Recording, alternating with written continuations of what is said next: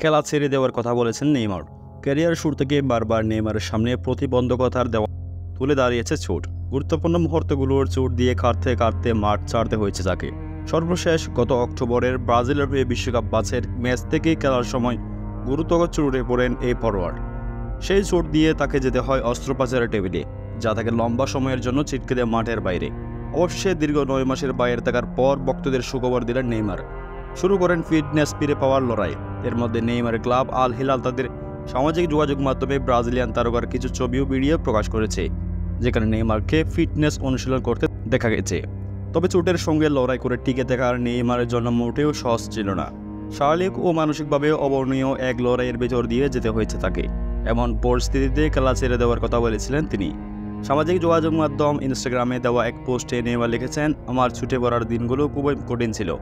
এমন দিনও ছিল যখন মনে হয়েছিল হাল ছেড়ে দে। এর ভেতর দিয়ে যাওয়া অনেক কঠিন সময় ছিল। সময়টা সঠিক হলেও হাল না ছেড়ে শেষ পর্যন্ত নিজের লক্ষ্যে পৌঁছাতে প্রত্যয়ী বলেও জানান নেইমার। একজন যোদ্ধা হিসেবে আমি যা চাই তা না পাওয়া পর্যন্ত থামছি না। সৃষ্টিকর্তা আমার শক্তি ও সংরক্ষকর্তা, প্রতিদিন লড়াই চালিয়ে যাব। লড়াকু নেইমারকে মাঠে দেখতে উন্মুখ হয়ে আছেন তার ভক্ত সমর্থকরা। একাধিক ইউরোপীয় সংবাদ মাধ্যম জানিয়ে সেপ্টেম্বরের মাঝামাঝি সময় হয়তো মাঠে ফেরার জন্য প্রস্তুত হতে পারেন এই ব্রাজিলের ইতিহাস সর্বোচ্চ গোল করা ফুটবলার। প্রিয় দর্শক, নেইমারকে ভালোবাসলে অবশ্যই চ্যানেলটি সাবস্ক্রাইব করবেন।